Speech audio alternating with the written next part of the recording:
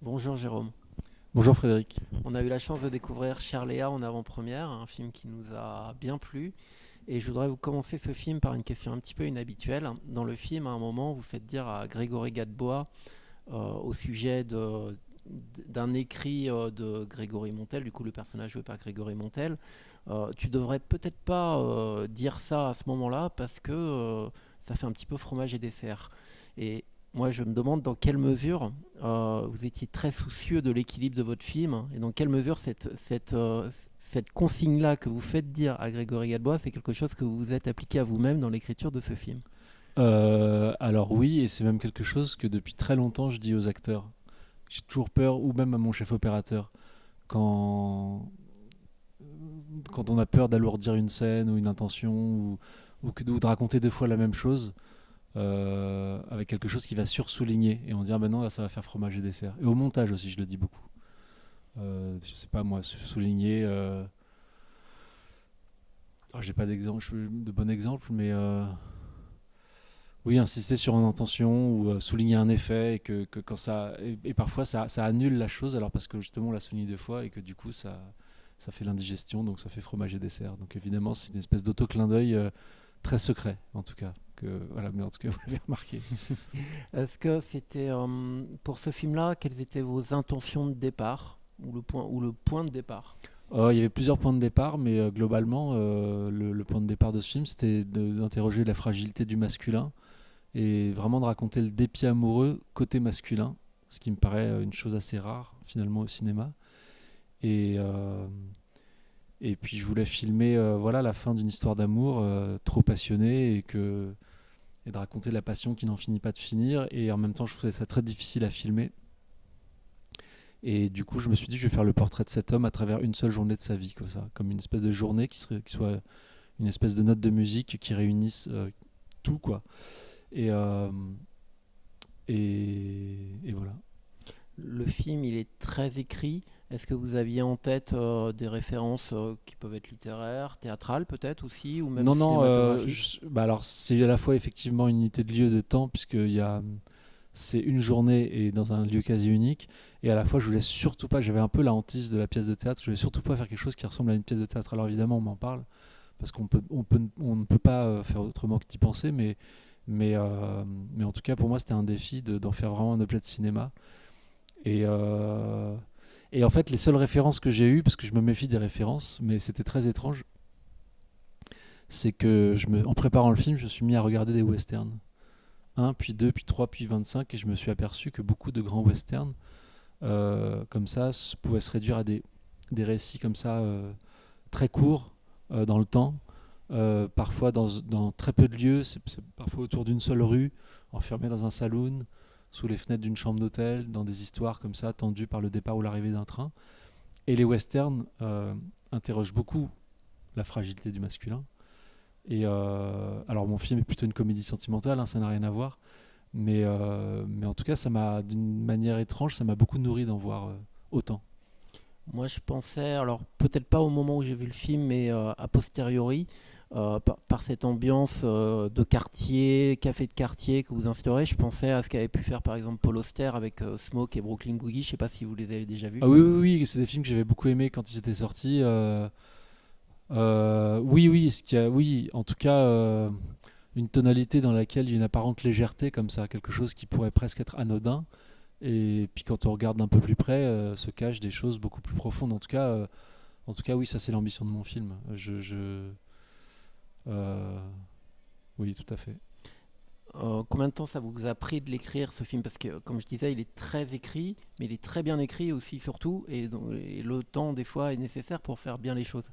Bah, c'était très dur à écrire, et alors que j'avais vraiment l'envie d'un film tout simple, en un seul geste. Je voulais vraiment une espèce de chose comme ça, et c'était d'autant plus difficile. C'est-à-dire, c'est donc l'histoire de cet homme qui s'arrête quelques minutes dans un café pour écrire une lettre d'amour à une femme qui vit en face et qu'il espère récupérer.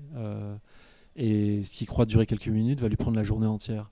Et donc c'était le pari de raconter comme ça un homme écrivant une lettre dans un café et que ce soit une matière suffisante pour faire un long métrage.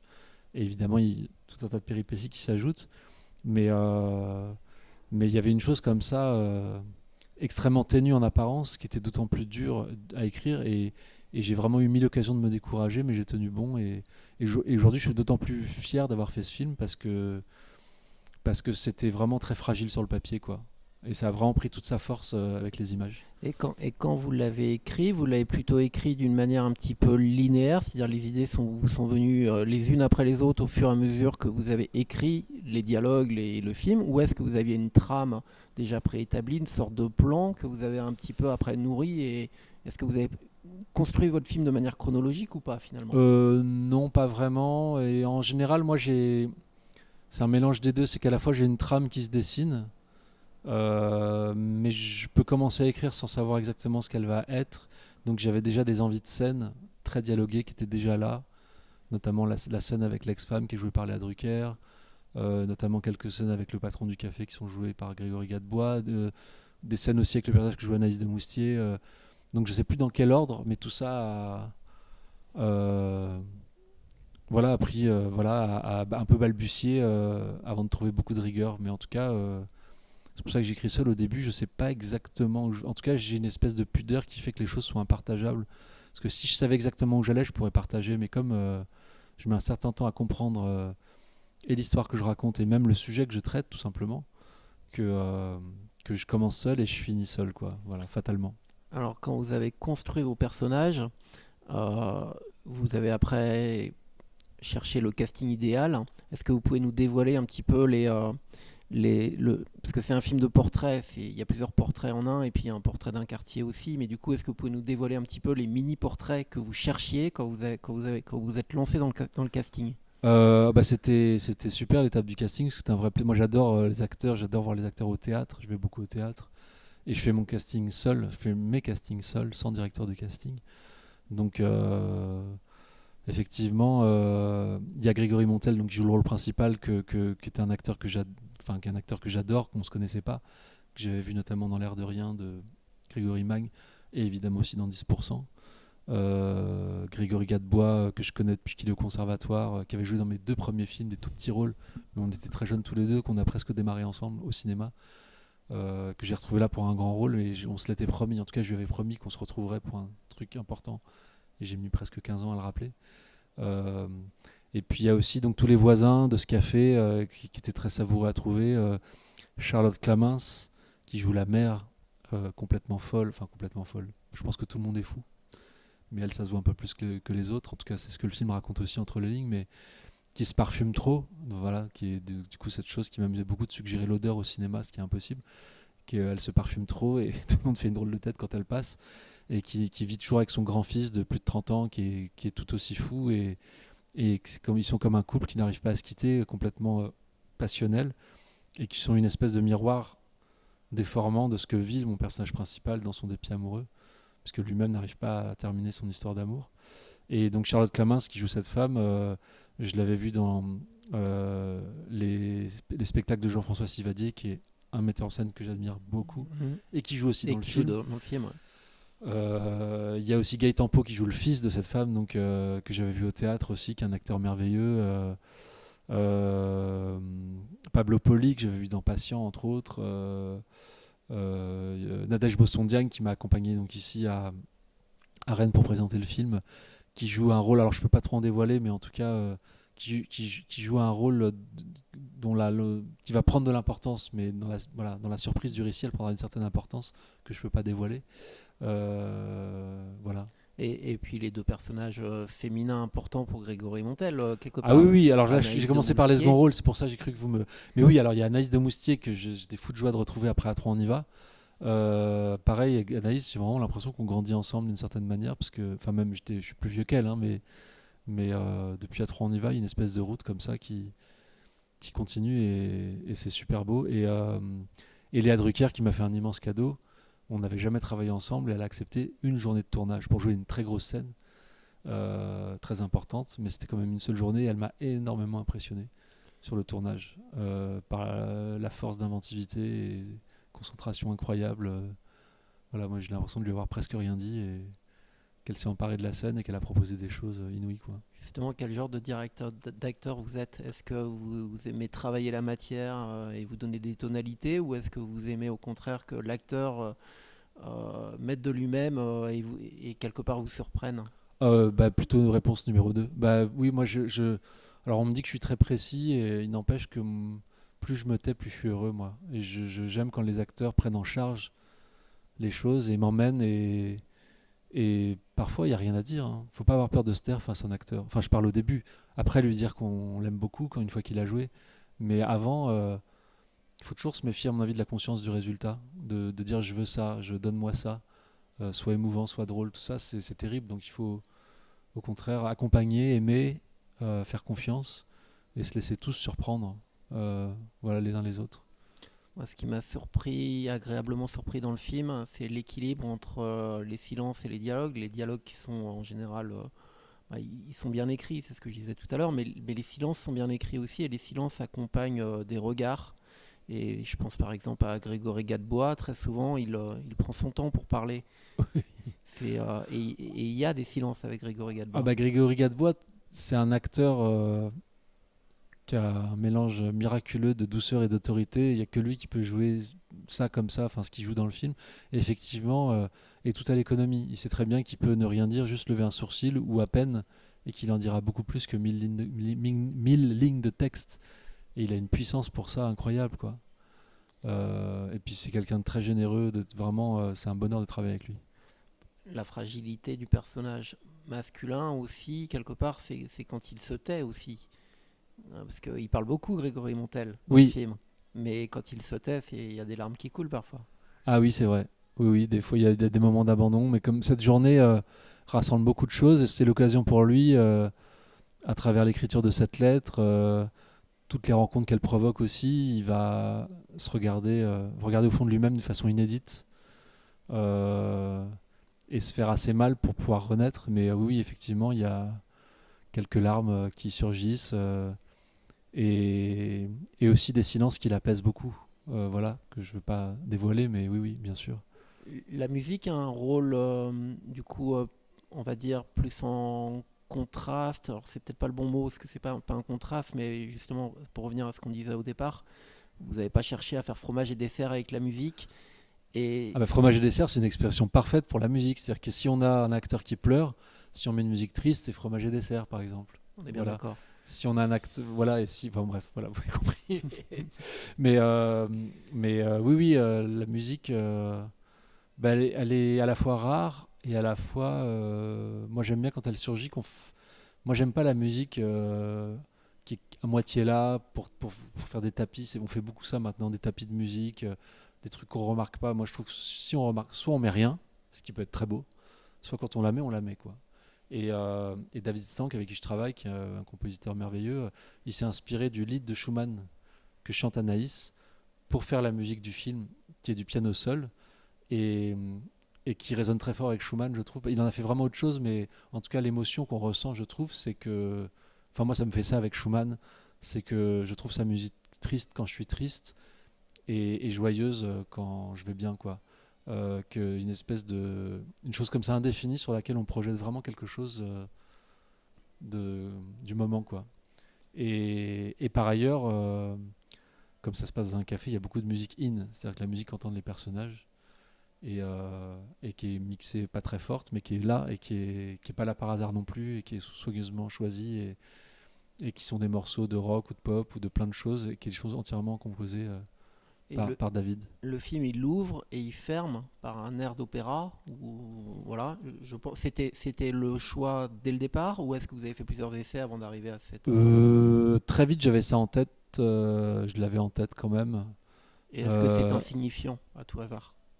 Bah, je sais que en italien, le texte raconte absolument pas ce qui se joue dans le film, parce qu'il est question d'une épouse qui est obligée de se marier. Je sais plus ce que ça raconte en plus, mais c'est une chanson de Vivaldi magnifique. À part ça, la musique est absolument sublime, et je trouvais que, enfin, je sais pas, qu'elle m'inspirait, et donc je l'ai mise très vite au montage au début du film, et puis très naturellement, je me suis dit, tiens, on va fermer le film avec aussi, quoi. Tout à l'heure, je vous entendais dire, et je trouvais ça très intéressant, que c'était un film que vous aviez euh, vous aviez à l'esprit en permanence le hors-champ. Est-ce que vous pouvez développer un peu Euh, cette idée? ben, j'ai essayé avec ce film de retrouver un geste un peu originel de cinéma, c'est-à-dire de mettre autant de soin dans ce que je montre que dans ce que je cache. Et je me posais beaucoup de questions au moment où j'ai commencé à l'écrire sur mon métier, sur l'époque dans laquelle on est. Alors ce que je vais dire va paraître un petit peu disproportionné, mais je trouve que la façon de consommer les images et l'information change tellement vite, on en est tellement envahi que la place du cinéaste elle est de plus en plus difficile à caractériser. Et, et, et je me suis dit, mais que faire de cette société du tout montrer, du tout voir, quoi, où on est comme ça, où il faut surtout tout voir, tout commenter, tout éclairer, et de retrouver une espèce de chose. Je voulais retrouver une chose comme ça qui a à voir avec l'ombre et la lumière, quand même, qui dépasse le cinéma d'ailleurs, une chose qui est très très ancienne dans l'art. Et de me dire, si je filme une passion amoureuse, tiens, mais je vais ouvrir juste une petite fenêtre qui sera une seule journée dans la vie de cet homme, qui résonnera, qui sera une note de musique comme ça, qui résonnera avec sa vie entière, et que tout le reste existera très fort autour de cette journée. Je parle du passé et aussi un peu de l'avenir, mais ne sera pas filmé. Mais voilà que ça existe sans être informatif, trop informatif, en laissant justement une grande place au spectateur d'être très actif et très libre d'imaginer ce qu'il a envie et de se faire son histoire. Euh, et que c'était pour moi d'autant plus ambitieux, quoi. Et en plus, ce café qui ne quitte jamais. Donc c'est aussi un hors-champ géographique. Et le café, il est là aussi pour, comment dire, pour illustrer la passion amoureuse. Ce qu'on claironne quand on est très amoureux et empêtré et qu'on n'arrive pas à finir une histoire. On dit toujours je pars, je m'en vais, je la quitte, c'est bon. Et on le dit tellement fort, on le répète tellement fort que finalement, les personnes à convaincre sont moins les autres que soi-même. Et mon personnage, toute la journée, il va faire pareil en parlant du café. C'est-à-dire qu'il s'assied quelques minutes, il croit qu'il va partir, puis finalement il reste pour écrire. Finalement, il dit qu'il part, puis il reste. Et tout le film, il dit non, mais là j'y vais vraiment, non, mais là j'y vais pour de bon. Et pour moi, c'est tout à fait. Ça résonne complètement avec la passion, quoi. Voilà. Il y a au moins deux éléments dans le film que vous ne développez pas, à mon avis, exprès, que vous cachez, comme vous disiez tout à l'heure. C'est d'une part la lettre, et d'autre part ce que le personnage joué par Nadège lit dans la main du personnage, son avenir. Oui, oui, oui, oui, oui. Oui, oui, bah, c'est-à-dire que le contenu de la lettre, effectivement, on ne le voit jamais, et parce que là, c'est pas ce qu'il écrit qui est essentiel, c'est le geste. Et encore une fois, et même le geste n'est pas que l'essentiel, parce que c'est aussi ce qui va lui arriver, euh, j'allais dire, au hasard de ce geste qui compte. Et effectivement, Nadège Bossondiagne, enfin le personnage qu'elle joue, lui lit, voit des choses dans sa main qu'elle refuse de lui dire tout de suite, et elle ne lui dira jamais. Et c'est pas ça qui compte pour moi. Ce qui compte, c'est leur rencontre et ce qu'ils échangent à ce moment-là. Euh, oui, encore une fois, c'est de préserver un peu de mystère et que parfois on raconte encore mieux les choses en les cachant, en fait, tout simplement. Et que oui, oui, que trop montrer bouche les yeux, à mon avis. Dans la trame narrative, à un moment, vous autorisez un changement de lieu, et un changement de lieu à plusieurs niveaux. Donc le personnage, il part de son café, il quitte quelque part sa euh, analyse de Moustier qu'il a dans sa tête, et il va retrouver son ancienne femme. Et là, il y a un trajet en bus, et c'est le moment où il observe les autres. Là où il était omnibulé et il observait, il pensait qu'à une seule chose, et là, il observe les autres tout d'un coup. C'est cette fonction de transition, vous l'avez pensé comme ça ou c'est un hasard? Euh, c- je dirais qu'il observe tout le long du film, puisqu'il observe aussi les gens dans le café, mais on voit bien qu'il les observe assez distraitement, et que peut-être dans le bus, il en a pris, c'est un peu plus tard dans le film, il a pris quelques coups dans la gueule, et qui se met à les regarder autrement, à les regarder vraiment de plus en plus. Peut-être qu'on peut se dire ça. Euh, et effectivement, ce bus et s'est retrouvé avec son ex-femme, c'est très cruel parce que c'est une façon pour lui de comprendre la taille de ce qu'il a raté, la taille de ses regrets et de ses remords, alors que tout est trop tard, il peut plus revenir vers elle, hein, parce qu'il lui a fait assez de mal comme ça et il s'aime encore beaucoup, mais c'est fini. Et puis retourner au café juste après ça raconte à quel point il est aimanté à ce café. Et c'est encore la passion qui le rattrape, quoi. Voilà. Et avant de dire que le film sortira le 15 décembre, juste un petit mot sur le titre, Cher Léa, il était là dès le départ. Non, non, pas du tout, cher Léa. Non, non, au début, ça s'appelait Par-dessus l'épaule de Jonas, ce qui était le nom du personnage que joue Grégory Montel. Mais non seulement, moi je l'aimais beaucoup, ce titre, je le trouvais très beau, mais il était très long. Et surtout, on avait un problème énorme, c'est que personne ne le retenait, même les gens de l'équipe, hein. C'est-à-dire qu'on on était sur le tournage, et je me rappelle que les régisseurs appelaient pour les autorisations. Alors, derrière l'épaule de Jonas, ah oui, sur les épaules de Jonas, et c'était jamais le bon titre, même des fois sur les feuilles de service. Enfin, et donc, on a changé pour Cher Léa, qui est une espèce voilà, de note de musique aussi beaucoup plus simple et claire, et je pense qu'on retient Et ce très qui est bien. rigolo, c'est que le prénom Jonas, on l'entend peut-être 5 minutes avant le générique de fin, c'est la première fois qu'on l'entend. Ouais, ouais, pas 5 minutes, mais on l'entend assez tard dans le film, ouais. Oui, oui, oui. Bah, parce que c'est aussi une façon de. Enfin, comment dire. Est-ce qu'il y avait un clin d'œil avec une autre phrase que vous faites dire à l'un des personnages qui est on va commencer, on va débuter la fin enfin voilà, qui inverse la fin et le Ah oui, il début. y en a. Oui, oui, oui, oui, oui, oui, oui, de commencer par le début. Ou de terminer, je sais plus ce qu'elle dit, mais oui, oui. Bah, c'est-à-dire que c'est une façon de rappeler que toutes ces choses intenses ne se passent qu'en une seule journée, qu'on sait même pas le prénom du type, quoi. Ah oui, au fait, vous vous appelez comment? C'est vraiment ça, c'est aussi bête que ça. Mm. Alors qu'en fait, ils ont traversé des choses assez incroyables. Voilà, et c'est l'émotion de ça, c'est de se présenter tardivement, enfin à la fois pas si tardivement, ça fait qu'une journée, mais tardivement dans le film et dans l'histoire. Donc ça fait voilà. Eh ben, merci beaucoup Jérôme et puis on souhaite bonne chance à Cher Léa en salle, un film qu'on a trouvé en tout cas nous très intéressant. Bah merci beaucoup, merci.